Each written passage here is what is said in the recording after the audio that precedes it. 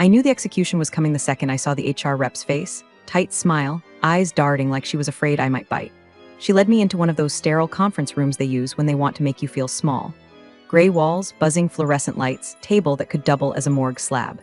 On the other side sat the new CTO, legs crossed, looking like he'd just won something. He didn't even try to hide the smirk. 19 years I'd given this place, late nights, missed holidays, patching up disasters he couldn't spell, and this is how it ends. No handshake, no we'll miss you. Just a folder slid across the table in HR's monotone. We'll need your badge, your laptop, and the company mug. The mug. A ceramic thing with the faded logo from the early days, back when our office was a rented basement with a leaky ceiling and one working space heater. They treated it like I'd been hiding crown jewels in my desk. I stared at it for a moment, seeing my own face warped in the reflection on the glossy black table. Then I handed it over, slow and deliberate. The CTO's smirk deepened, like taking my mug was some symbolic victory. I bit down on the laugh building in my chest. If only he knew. They thought stripping me of a ceramic mug was going to be the highlight of their petty power trip. What they didn't notice, what they'd never bothered to remember, was the tiny set of keys I still held. Not physical keys, digital ones, the kind you can't yank out of someone's hands in a fluorescent-lit room. I kept my face blank, my posture small, the perfect picture of someone being quietly escorted out. The CTO leaned back in his chair, already talking over me to HR about rebuilding her baby in a week. My baby, one he couldn't even log into without a sticky note full of passwords. I gathered my things in silence. No scene, no tears, no bitter speeches for the peanut gallery of curious coworkers pretending to refill their water bottles in the hallway. The mug, the laptop, the badge, they went into HR's little cardboard box like trophies from a game they thought they'd won. But there was one thing that didn't leave with them. The knowledge that the beating heart of their entire operation, client portal that 50,000 customers relied on every single day, was living on a domain that didn't belong to them. Back in the scrappy startup days, when budgets were tighter than a rusted jar lid, the founders had begged me to get the portal running by Monday. We had no legal team, no procurement department, just me, a few credit cards, and a caffeine habit. I'd registered the domain in my own name, renewed it every year, kept the receipts. At first, I kept waiting for someone to ask about transferring ownership. No one ever did. Over time, it just became another invisible thread I carried for them, one they didn't even remember existed. Walking out that day, my coworkers' eyes followed me like they were watching a funeral procession. I kept my steps steady, my expression neutral, even when the security guard, poor guy looked more embarrassed than I did, followed me to the front door. Outside, winter air hit me sharp in the lungs. I pulled my coat tighter, slid my hands into the pockets, and felt the business card there. My lawyer's card. I'd kept it for years, mostly for wills and tax questions. Funny how life rearranges your Rolodex priorities. The CTO's voice still echoed in my head as I walked to my car. We'll have it rebuilt in a week. He said it like replacing nearly 2 decades of infrastructure was as easy as ordering a new printer. They didn't know yet, but they would, soon. As I pulled out of the parking lot, I glanced back once, not at the building, but at the people inside it. I wondered how long it would take before someone noticed that the thing they thought they owned was, in fact, mine, not ours, not days. By tomorrow morning, the cracks would show. And by the end of the week, those cracks would be sinkholes. For now, though, I drove home. I set my bag down on the kitchen counter, made myself a strong cup of coffee, and thought about the mug they'd made such a fuss over. They could keep it. I had something better, something worth far more than ceramic, something that could bring their shiny new CTO to his knees without me ever setting foot in that building again. The countdown had started. They just didn't know it yet. The drive home felt longer than usual, but my mind wasn't in the present anyway. It was back in the cramped, stale-smelling basement where this whole thing had started. No ergonomic chairs, no standing desks, no espresso machine hissing in the corner. Just a mismatched set of folding tables, a dozen beat-up laptops, and a handful of us trying to make a company out of nothing but caffeine and stubbornness. I could still hear the founder's voice from that night, 2 a.m, rain hammering against the one basement window, him pacing with a phone clamped to his ear. You need the client portal up by Monday, he said, shooting me a look like I could bend time. No, we can't hire an agency. No, we can't wait. Just figure it out. When he hung up, the room was quiet except for the sound of our one overworked server wheezing in the corner. The truth was, we didn't have a budget for extras like domain registrations, security certificates, or anything that involved paying an actual invoice. We were broke. Not watching the pen is broke. Broke as in someone bringing peanut butter sandwiches because it's all we've got for lunch. So I pulled out my personal credit card and bought the domain myself. $59.99 for a 1-year registration. It was a small thing at the time, a quick fix to get us moving. We needed a front door for clients to log in, and I gave us one. Nobody said, "Thanks for fronting the cost, Clara." Nobody promised to pay me back. I didn't ask. I just kept renewing it every year when the reminder email came. For a while, I'd forward the receipt to the founder. He'd always respond with a thumbs up emoji or a got it. After a few years, he stopped replying, and eventually I stopped sending them. The renewal fee went on autopilot with my personal card, and no one in management gave it a second thought. Funny thing about small details. They're invisible until they're not, until they're the only thing standing between your business and total collapse. It wasn't just the domain, either. In those early days, I'd stitched together the entire framework that ran their client operations. Password resets, billing notifications, order tracking, all of it was routed through that portal. Without the domain, it wasn't just a matter of switching it over. You'd have to rebuild the whole backbone from scratch and convince 50,000 clients to update their bookmarks, trust the new site, and hope nothing broke in the process. Good luck with that in a week, let alone overnight. I'd never mentioned it out loud, never used it as leverage before. Why would I? Back then, I was part of the family. We were all in the trenches together, breathing the same dusty air and pulling the same ridiculous hours. You don't weaponize the trust you build with people you believe in. But now, that family had voted me off the island because the new CTO wanted to mark his territory. The memory of his smug grin this morning replayed in my head. That little flicker of satisfaction he got when I handed over the mug. He thought that was a win. In his mind, the mug was symbolic of ownership, his ownership over everything I'd built. I knew better. Ownership wasn't about holding a mug in your hands. It was about control. And that control was still sitting quietly in my GoDaddy account, registered in my name, tied to my credit card. All it would take was one login, a few keystrokes, and the locks on their front door would change. I'd kept it up for 19 years not because I needed the upper hand, but because the company had never cared enough to handle it themselves. And now that they'd shown me exactly how much, or rather, how little, I mattered to them, I was starting to think maybe it was time they learned just how much that small detail mattered to them. It was almost poetic. The same thing I'd done to protect the company in its infancy was now the one thing that could strangle it in its prime. All I had to do was decide when to pull the trigger. That decision wouldn't be made in anger. Anger burns too hot, too fast. No, this would be deliberate, slow, like watching a storm build from a distance, knowing you're the one holding the switch that will send the lightning exactly where you want it to strike. They thought they'd taken everything from me today. They didn't even realize I'd walked out with the one thing they couldn't buy back on their terms.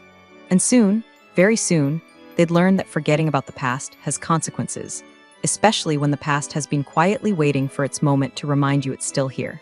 I moved through my office like I was cataloging a life in reverse. Each drawer, each shelf, quietly stripped of anything that was mine, and only mine. No slamming, no dramatic gestures, no cardboard box held like a flag of defeat. If they wanted a scene, they weren't going to get one. I wasn't going to give them the satisfaction of turning my exit into office gossip fodder. A few coworkers, the ones who'd been there in the old days, hovered near my doorway under the pretense of checking their phones. One leaned in and murmured, "You should say something, make them regret it." I gave a small smile, the kind that says I've already got that covered, and shook my head. Words in this place didn't carry weight, not anymore. Actions would.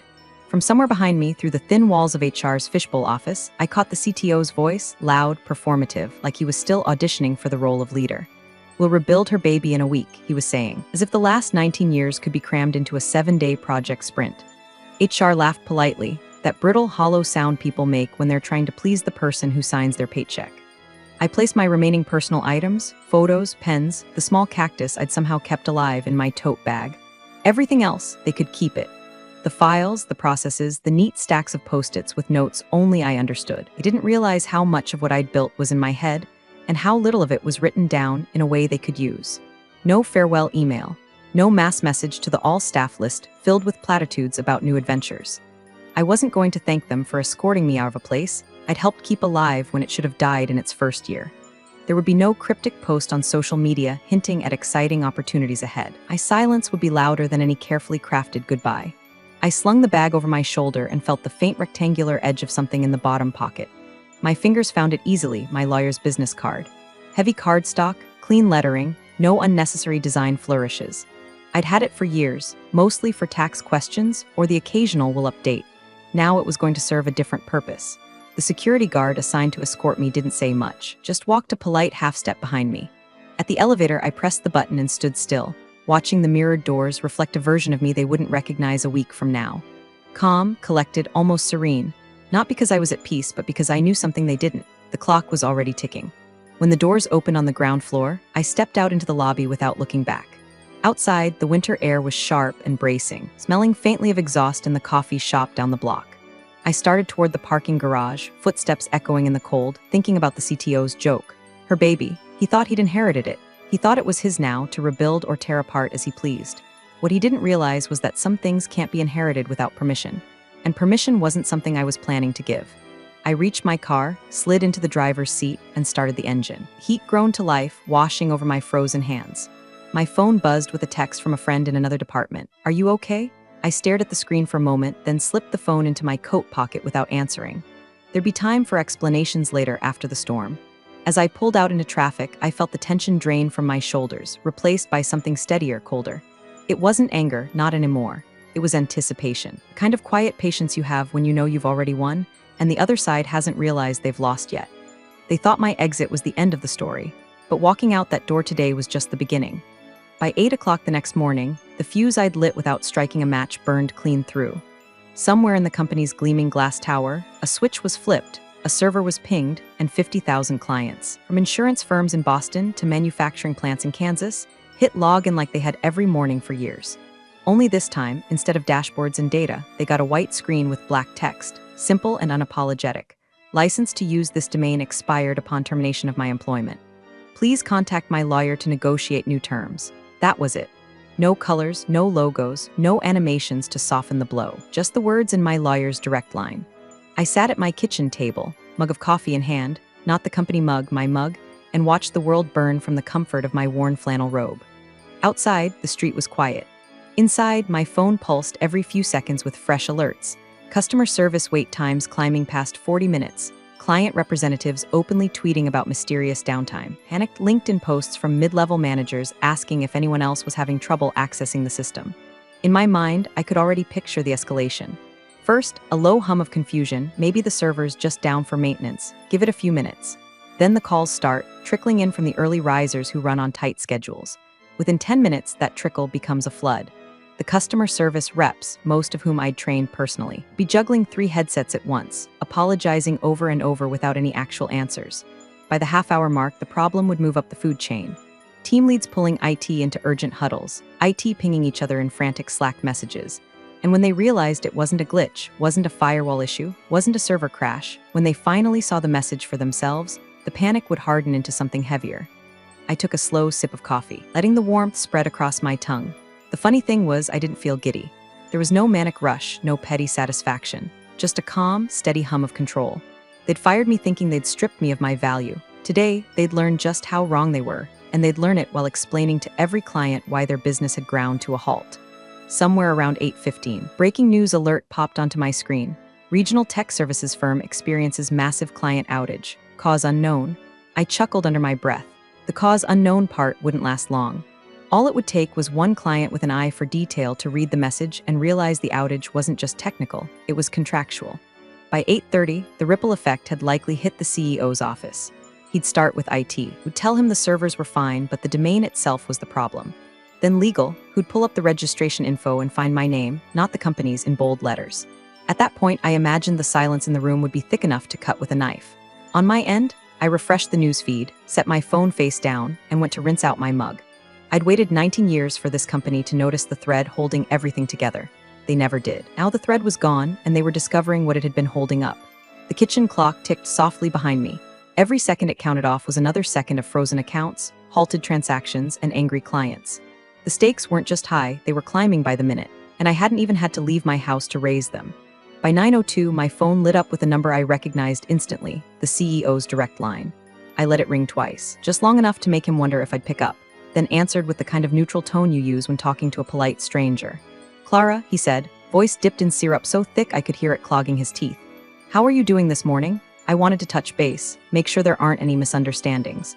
I could practically hear the frantic shuffle of papers on his desk, the muffled voices in the background feeding him lines. He launched into a rehearsed offer, a small payment for my trouble if I'd be willing to get the portal back up today.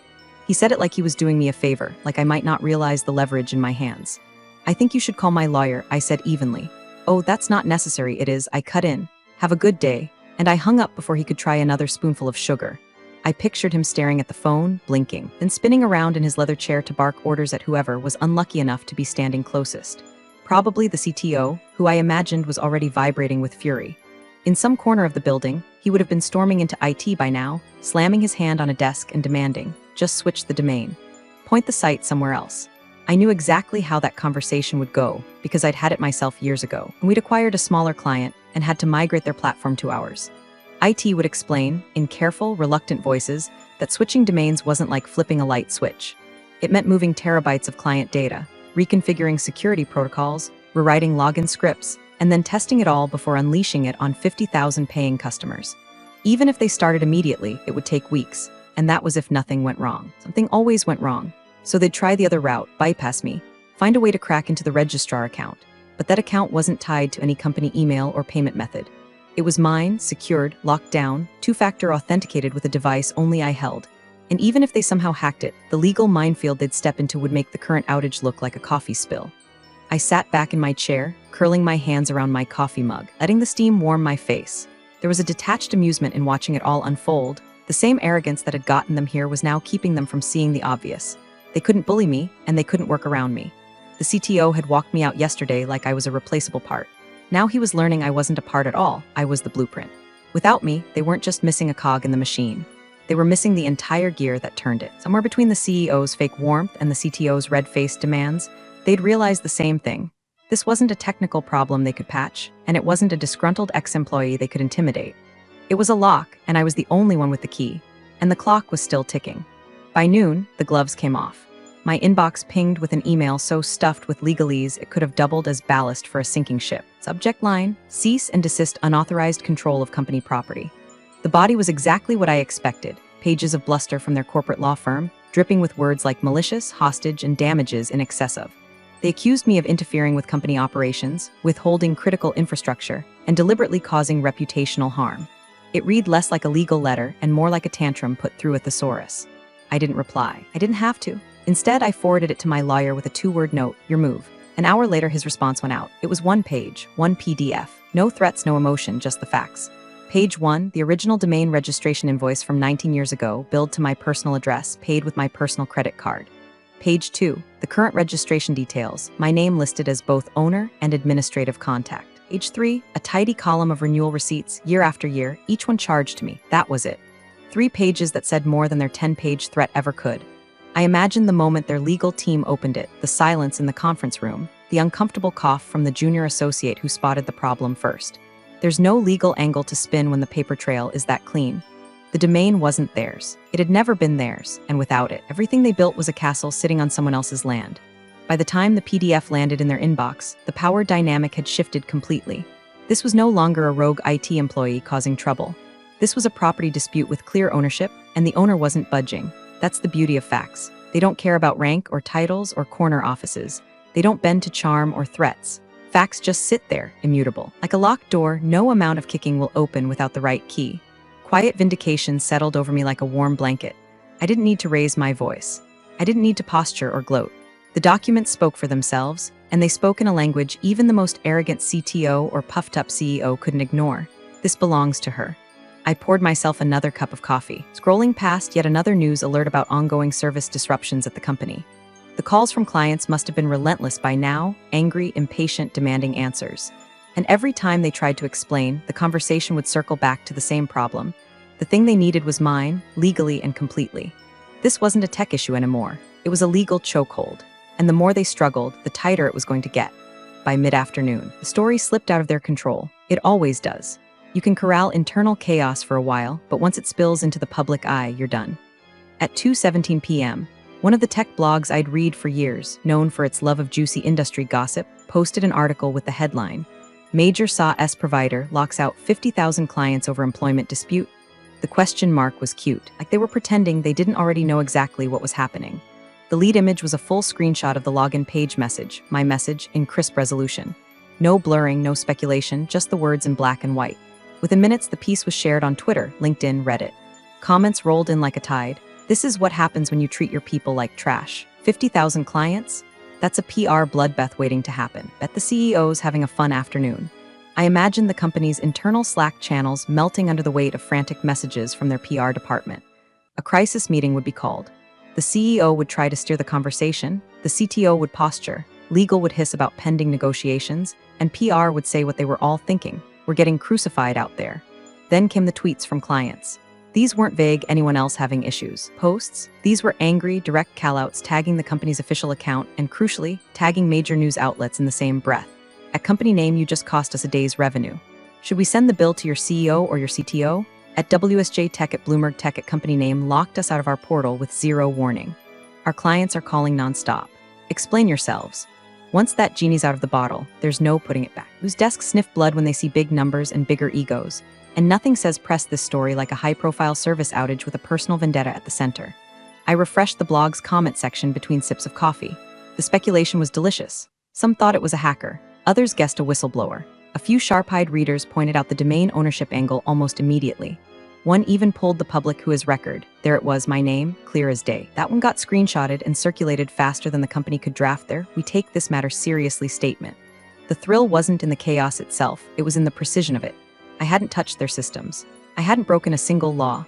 All I'd done was remind them that their empire sat on ground they didn't own, and now the world knew it too. By 3:00 p.m., I knew their leadership team wasn't just fighting to restore service anymore. They were fighting to survive the story. Once the narrative hardens, CEO loses control of company's critical infrastructure to ex-employee, you can't undo it, it sticks. It becomes the thing investors bring up in board meetings for years. It becomes the headline in your obituary. And as the PR nightmare grew teeth, I just leaned back in my chair, the hum of the refrigerator my only soundtrack, and thought, now it's not about fixing it. It's about how far they'll fall before they admit I'm the one who can stop it. The call came at 6:42 p.m., long after I figured they'd retreat into their war rooms for the night.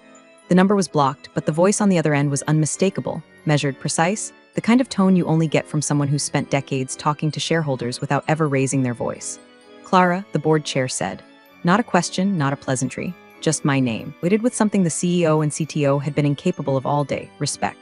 I'm calling on behalf of the board. We'd like to discuss terms. Not threats, not condescension, terms. I let a beat of silence stretch between us, just long enough for them to feel the imbalance.